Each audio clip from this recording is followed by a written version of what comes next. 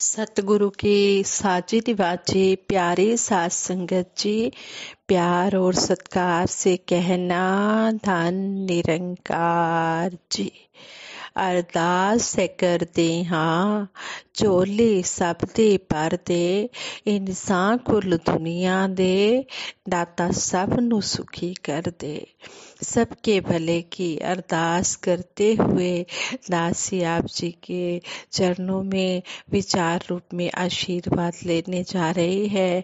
आप जी दासी को आशीर्वाद देना कि जो भी बोले शुद्ध और अच्छा बोले, और आप जी के आशीर्वाद से ही दासी सेवा सिमरन सत्संग के साथ जुड़ी हुई है और आप जी से सीख रही है।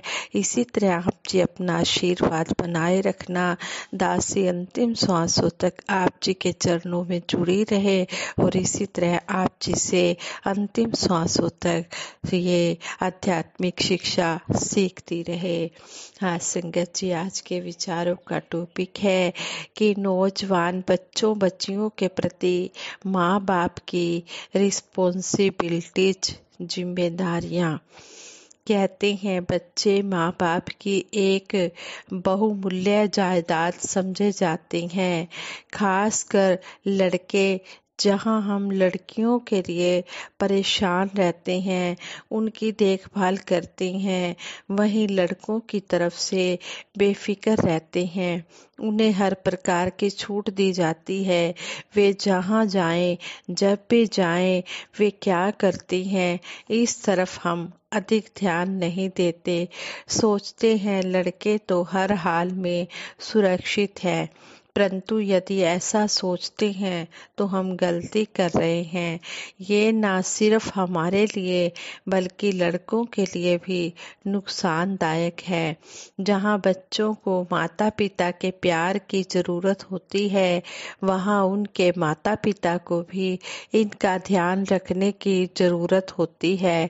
जब लड़के या लड़कियां जवानी की दहलीज पर पांव रख रहे होते हैं, उन्हें लगता है कि अब हम बड़े हो गए हैं, किसी की बात सुनने व समझने के लिए तैयार ही नहीं होते।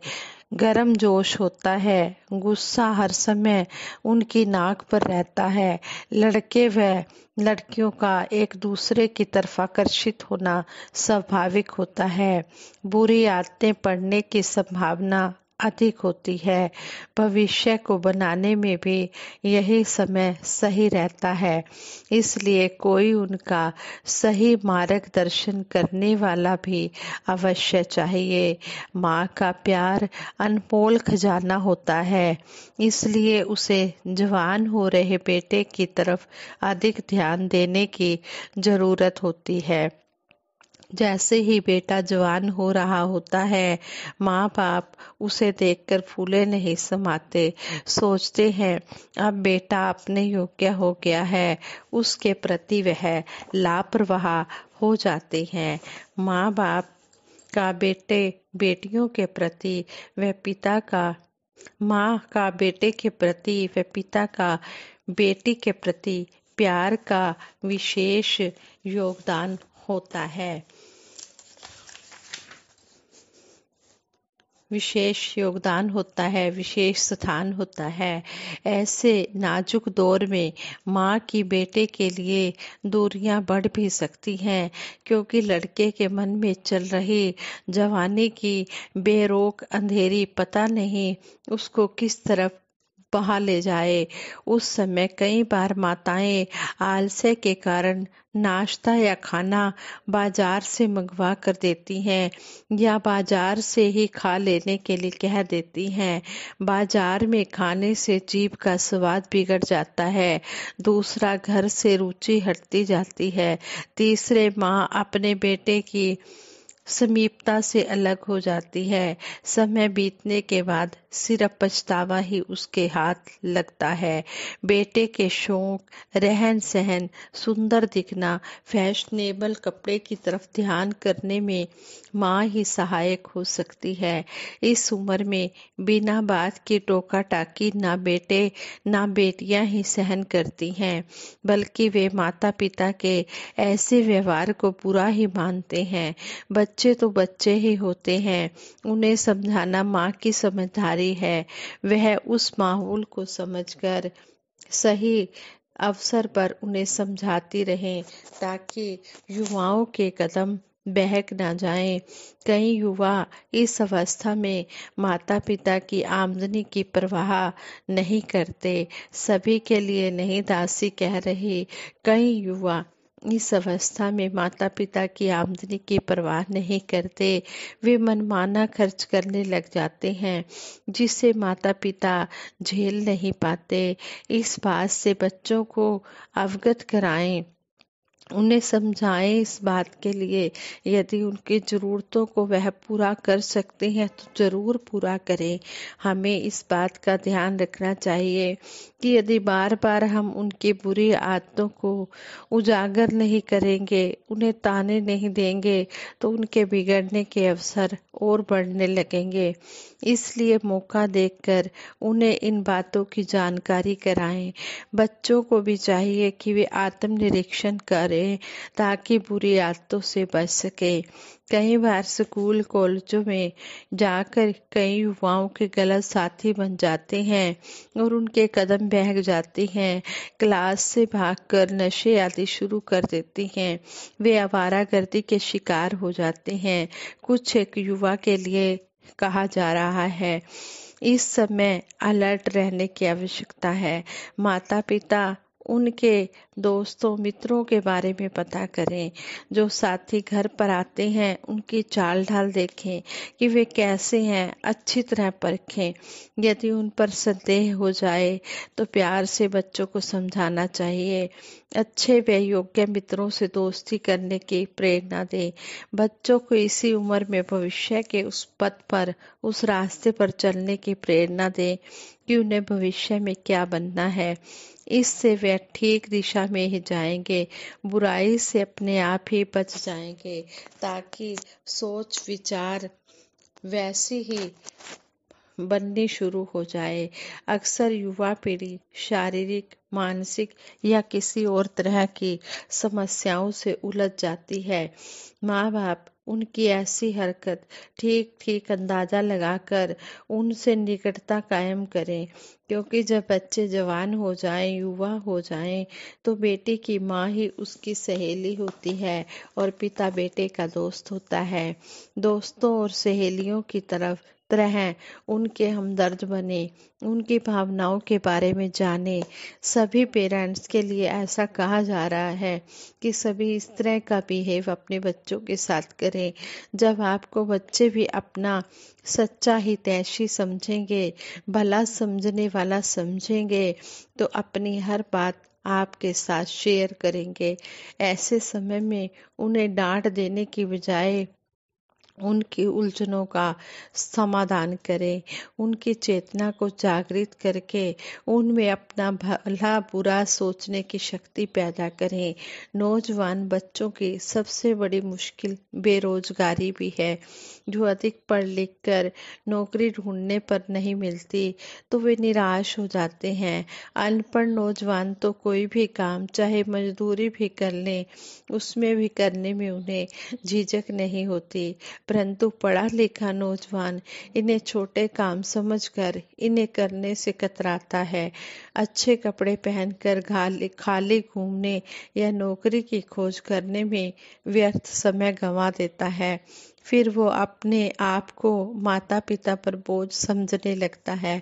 कई बार तो ऐसा होने पर माता पिता भी उन्हें कोसने लगते हैं। वो उनकी मजबूरी नहीं समझते, जबकि बच्चे भी जानबूझकर ऐसा नहीं करते। खाली दिमाग शैतान का घर होता है। ऐसे समय में माता पिता को चाहिए कि उनका हौसला बढ़ाएं, ताकि बच्चे अपनी गलत धारणाएं न बना लें।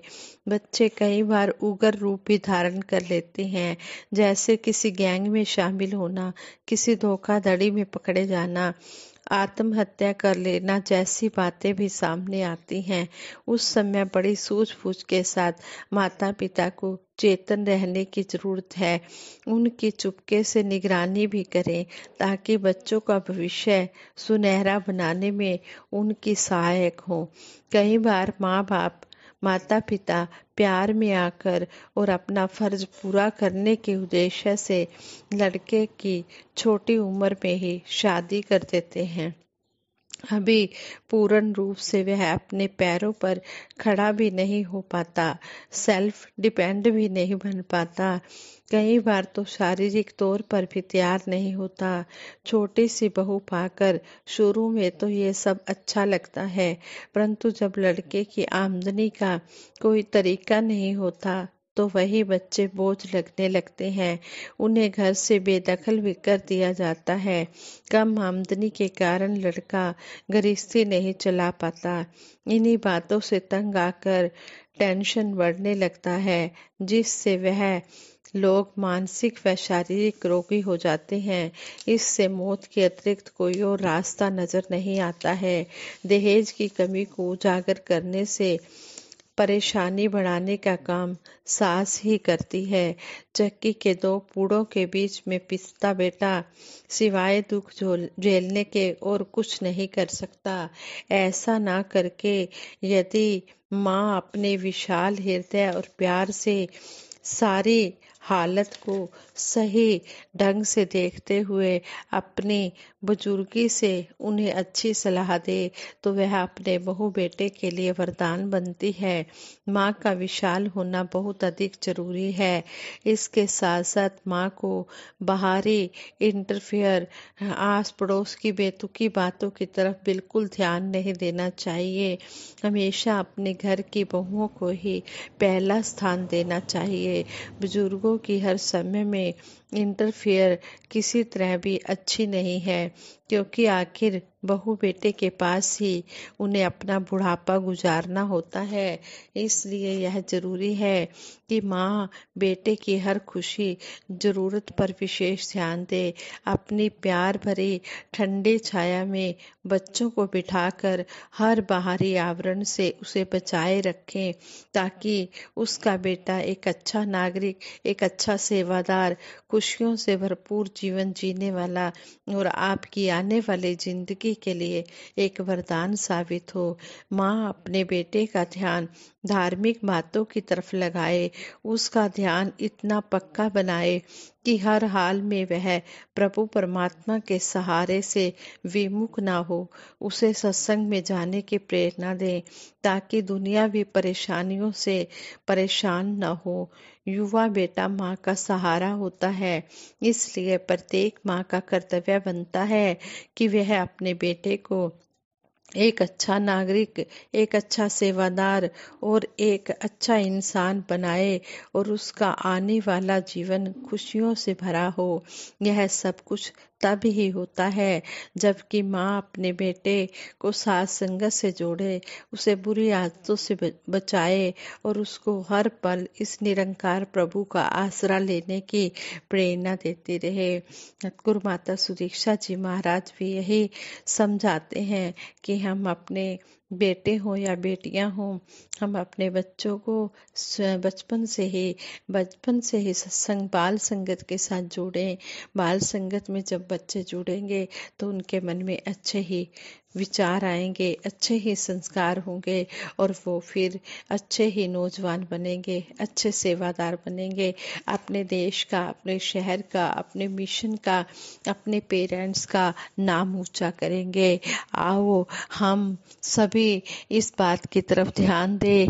जो बच्चे बाल संगत में नहीं जाते हैं, कृपा करके वो पेरेंट्स, वो माता पिता अपने बच्चों को अपने साथ सत्संग में लेकर जाएं और उन्हें बाल संगत से बचपन से ही जोड़ें और फिर एक अच्छी नौजवान युवा पीढ़ी बने, अच्छे सेवादार बने और इस तरह सारे संसार का नाम रोशन करने वाले बच्चे बने। जब बच्चे शुरू से ही सत्संग में जुड़ जाएंगे तो वो फिर बहुत ही अच्छी अपनी जिंदगी गुजारेंगे। फिर वो अपने माँ बाप का भी ध्यान रखेंगे, अपनी गृहस्थी भी अच्छे से चलाएंगे, अपनी पत्नी का, अपने बच्चों का, अपने माँ बाप का पूरी तरह से ध्यान रखेंगे। तो इस बात के लिए माँ बाप का फर्ज बनता है कि वो अपने साथ अपने बच्चों को सत्संग में जोड़ें। बचपन से जो आदतें बच्चे सीख जाते हैं वो ताउम्र उनके दिमाग में रहती हैं और जब अच्छी बातें बचपन में ही बच्चे धारण कर लेते हैं तो फिर वो अच्छाई की तरफ ही बढ़ते चले जाते हैं। इसलिए जे अपने घर को, अगर हमने अपने घर को स्वर्ग बनाना है तो बच्चों को बचपन से ही बाल संगत के साथ जोड़ा जाए। साथ संगत जी, ये विचार करते उदासी से बहुत जगह गलतियां हुई हैं, उन गलतियों के लिए आप जी क्षमा कर देना और आगे के लिए सद्बुद्धि देना, सद्विचार देना, सदमार्ग देना। साथ संगत जी, प्रेम से कहना, धन निरंकार जी।